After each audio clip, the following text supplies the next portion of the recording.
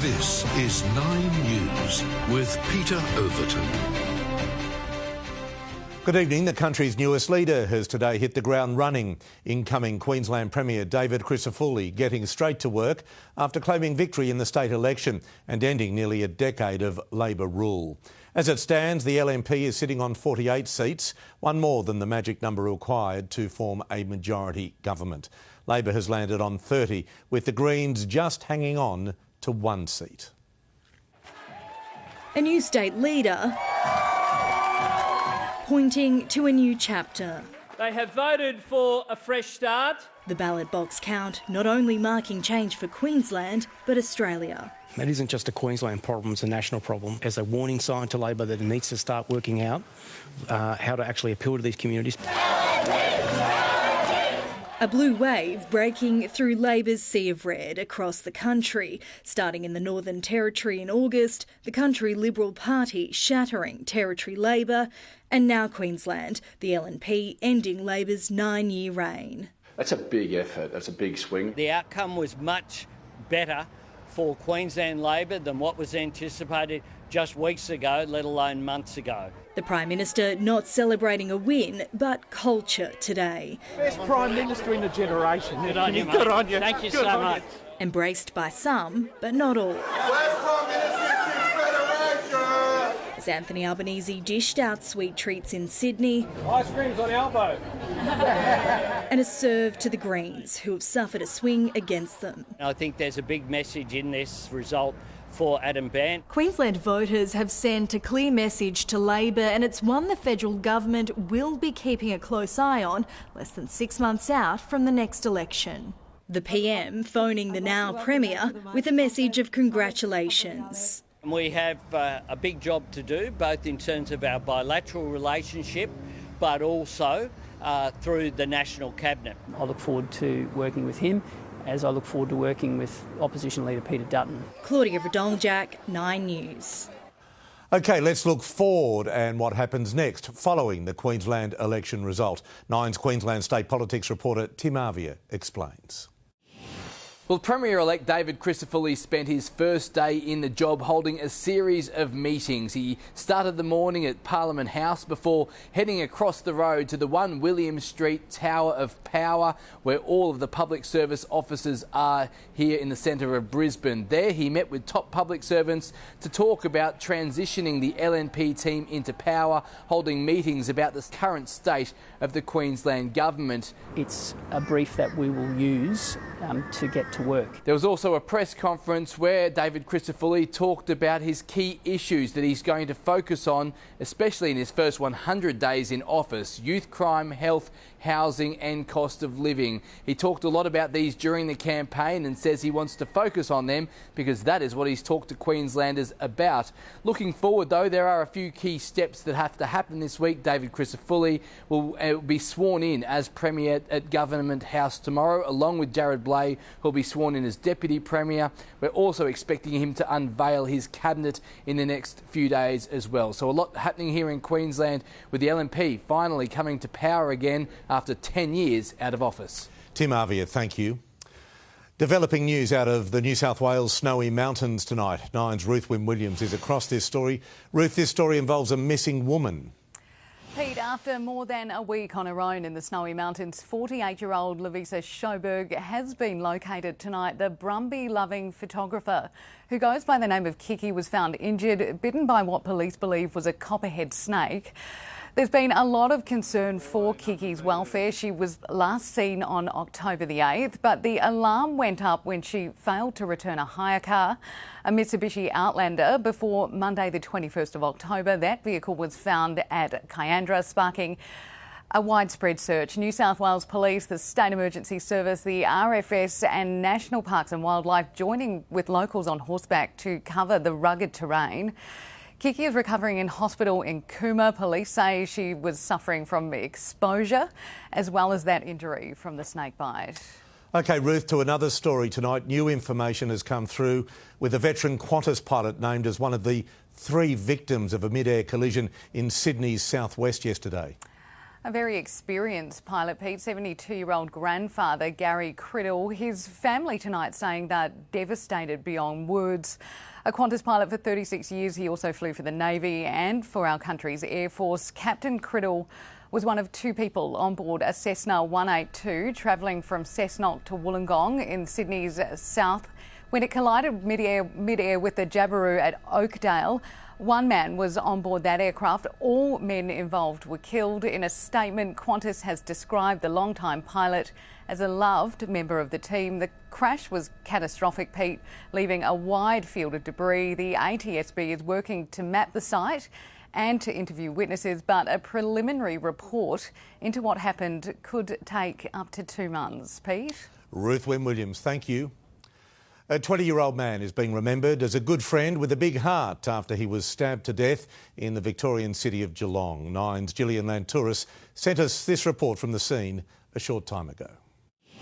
Much of Geelong's CBD has remained a crime scene today as police try and work out exactly what led to the stabbing death of a 20-year-old man. Police were called to Little Mallup Street around 5:30 this morning to report a man had been wounded. Jamie Skies from Corio was taken to hospital but couldn't be saved. 20-year-old, so young, you know. As a parent, you send your kids go out at night and you don't know if they're going to come home. It's understood Jamie and his friend got into an argument with another group at St James nightclub. The fight spilled out along Little Mallup Street, spanning hundreds of metres, before the 20-year-old was found bleeding out nearby. His mate was also injured. For that to happen definitely is going to shake the community a bit and stuff. Shortly after, 2 other men took themselves to Geelong Hospital and have been questioned by police, but no arrests have been made. Business owners along the busy dining strip say violence in the area is escalating. I'm not surprised that something has happened. I mean, there was a glassing last weekend just around the corner. Like, it's happening all the time. The cops are doing nothing about it. Yeah, something needs to happen and it needs to happen now. Jamie is being remembered as a gentle giant with a big heart. Police continue to search for those responsible for his death. Gillian, thank you. We have pictures just into the newsroom out of South Australia. A child has died and another is fighting for life after a horror crash near the state's border with Victoria. Police say a Holden sedan collided with an emu near Nangwarry mid-afternoon, prompting a Toyota station wagon behind it to brake, and then a third vehicle, a Nissan Ute, crashed into its rear. 2 occupants of the Toyota, a 5-year-old boy, died at the scene, while a 15-year-old girl has been rushed to hospital with critical injuries. Road closures remain in place as major crash officers investigate. The Iranian president has confirmed 4 of his country's soldiers were killed when Israel unleashed a wave of retaliatory airstrikes.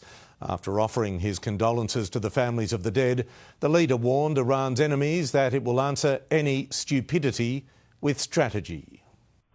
The strikes on Iran were precise and they were deadly.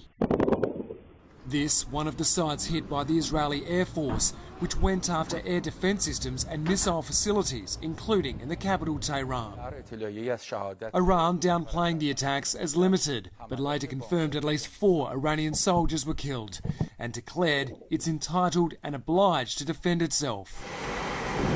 This footage released by the IDF claiming to show its fighter pilots preparing for the middle of the night attack. We can get anywhere in the Middle East. There is no target behind our reach. What they saw last night was a small test, an example from our abilities. A calculated response to Iran's missile barrage at the start of the month, but not the escalation many feared. Nuclear and oil facilities were spared. It looks like they didn't hit anything other than military targets. My hope is this is the end. But few believe it is. Iranian proxy group Hezbollah has condemned Israel's actions as it continues to come under heavy fire in Lebanon and send rockets across the border, more than 200 in the past day. In Gaza, days of military action at the Kamala hospital appear to have ended. Israeli troops withdrawing with detainees. This area in northern Gaza and the broader region may be catching its breath, if only for a moment. In London, Edward Godfrey, 9 News. Parents and students across New South Wales are being warned of disruptions at all public schools tomorrow as teachers walk off the job for a stop work meeting. Almost 60,000 staff will take part from 8:30 until 10 a.m, with minimal supervision on campuses. In some cases, Year 9 and 10 exams will be affected. However, there is an assurance HSC students will not be disrupted. Western Australia will be the last state in the country to place passenger restrictions on young drivers under a major overhaul to road rules. Nine's Connor McGovern has more for us from Perth. These new laws have been under consideration for almost a decade. New South Wales has had them in place since 2007. But it took Western Australia's highest road toll since 2016 and a mother's plea to prompt change. Samantha Safiotti has been calling for Tom's Law in honour of her son. The 15-year-old killed when the car he was a passenger in with 5 other teens slammed into a tree in 2021. Today, Samantha Safiotti got her wish. The WA government announcing it will restrict P-plate drivers to just one passenger in the car for the first 6 months of them having a licence, making it the last state to bring in these restrictions. It's been a horror year on West Australian roads. 151 people have been killed. That's the highest number since 2016. And young people are overrepresented in that road toll, which is why the state government is targeting them under these new laws. They'll face $200 fines and 2 demerit points if caught breaking the rules. We can't replace the young lives that are lost. We can't prevent the trauma and heartache of the families who have lost young people on our roads, but we can put in place laws. We know that by having this today, young drivers will have that first 6 months with less distractions, which will make them a better driver for life. WA is considering further measures, including following Queensland's lead, banning mobile phone use altogether for P-plate drivers. Connor, thank you. You're watching Nine's Late News, broadcast across the country. Ahead, extraordinary vision showing the moment 2 police officers narrowly avoid being wiped out by a train. Hours away from a nationwide network shutdown. What you need to know before 3G becomes a thing of the past. And precious royal memories. The palace releases never-before-seen photographs of Princess Diana and Prince William.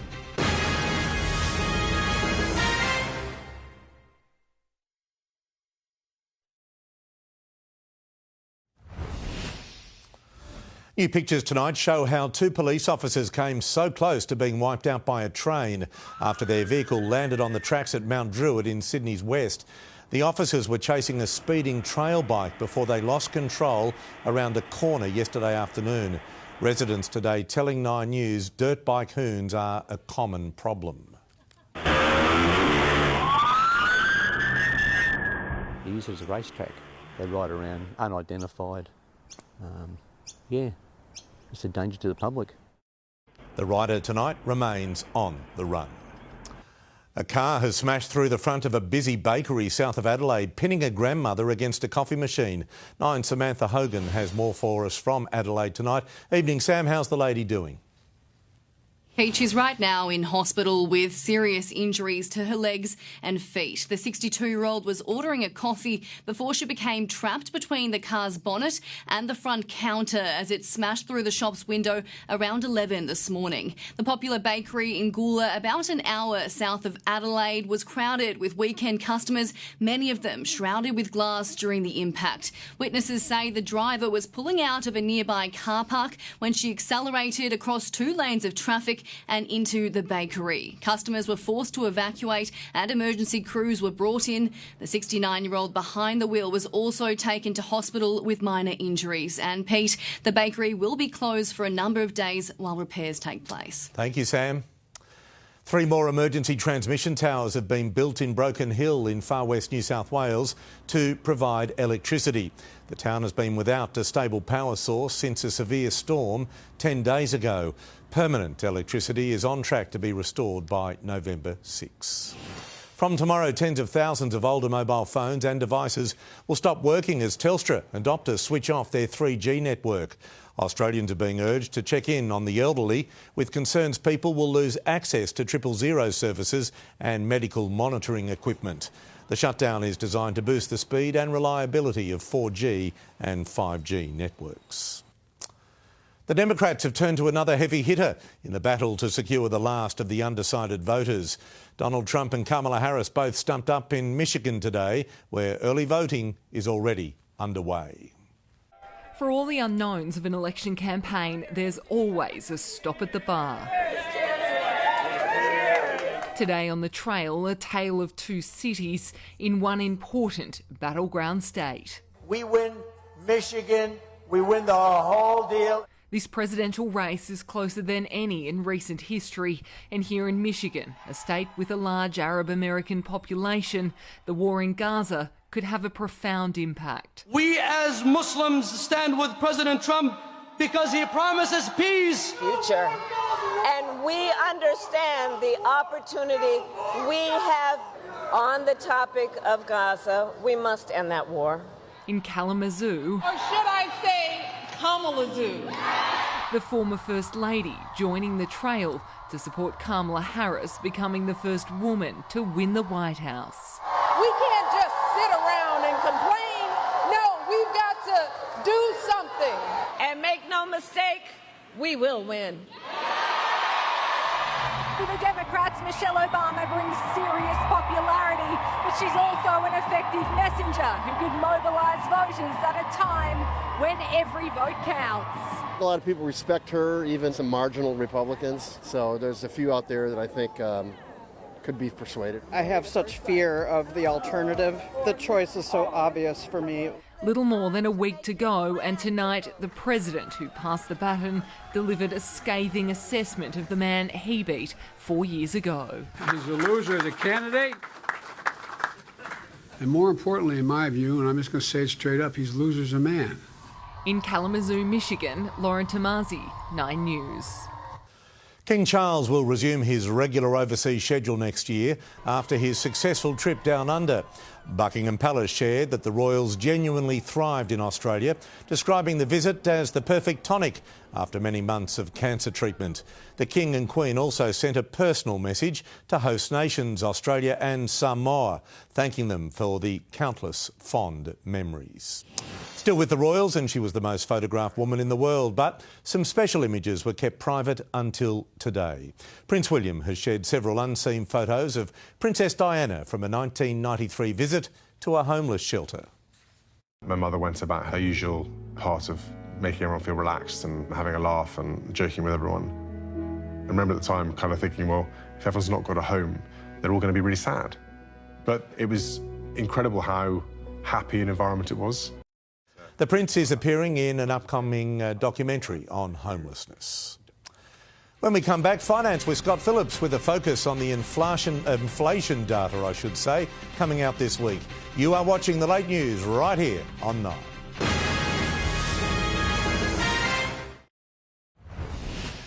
It's an important week ahead in finance. Let's get straight into it with our late news money man, Scott Phillips from the Motley Fool. Evening, Scott. All eyes, of course, will be on fresh inflation figures due out on Wednesday. What's the expectation? Peter, good evening. The expectation is for lower inflation, which would be wonderful if it happens. Of course, we know the headline number was 2.7% last month. We're expecting at 2.4%. Now, that's below the midpoint of the RBA's range, but it comes with a pretty big asterisk. We know the Reserve is looking for that underlying inflation number. Once you strip out petrol, fruit and veg, and of course those energy subsidies, we're expecting that to fall as well, but also to stay above 3%. OK, whatever the result, the impact will be felt, and the decision maker is the Reserve Bank and their next board meeting. Yeah, you know it, mate. The rates decision is what's going on. We're talking about the rates that stop the nation this time around at a November board meeting. Not Melbourne Cup Day this time, but certainly a big one. Look, it comes down to how they see that inflation number playing out. Michelle Bullock was very, very clear last time that, you know what, the underlying number is the only number that matters, the only one they're looking at.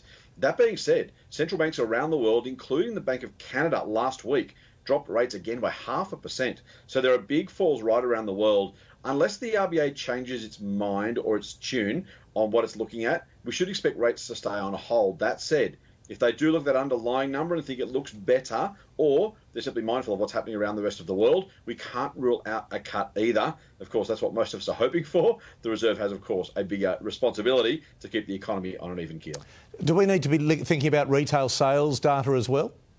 Yeah, we do, mate. So that also comes out this week. And it's been really choppy recently. We saw a negative number in everything other than food 2 months ago. A big bounce back last month, probably because of Father's Day buying an unseasonably warm August. So yes, when we get the retail sales numbers out on Wednesday, they really will tell us a bit about how the economy is tracking. The RBA will pay very close attention to that one as well. OK, very quickly, there are calls for a major inquiry into the country's super funds. Why is that? Yeah, some concerns from the IMF, the International Monetary Fund. We have too much concentration and a lot of unlisted assets. That basically means assets that don't trade on a stock exchange. Now, when you have those unlisted assets, no one really knows what they're worth. There is some concern that if we don't keep a tight handle on it, it may cause some risk to the superannuation system. And quickly, when our market opens tomorrow? A gain of about 0.2% for a Monday morning, Peter. All right. Scott Phillips from the Motley Fool, as always, thank you for joining us on the Late News. You're very kind. Thanks, Peter. And stay with us, your weather details are next.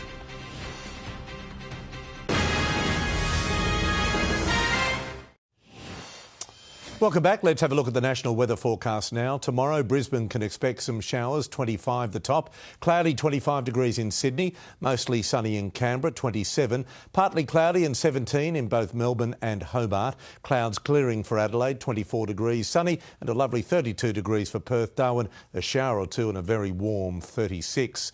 Looking ahead to Tuesday, a possible shower, 29 in Brisbane. Partly cloudy, 22 degrees for Sydney. Similar conditions in Canberra, although 25 degrees the top there. Overcast 18 in Melbourne. Hobart, partly cloudy, 20 degrees. Sunny and 26 in Adelaide, 33 for Perth. Darwin, a shower or two, and the same, 36 degrees. Same as Monday, I should say, for Darwin. That is Nine's Late News for this Sunday. Our next bulletin is at 5 a.m, followed by the Today Show. I'm Peter Overton. Thank you so much for your company. On behalf of the team, good night.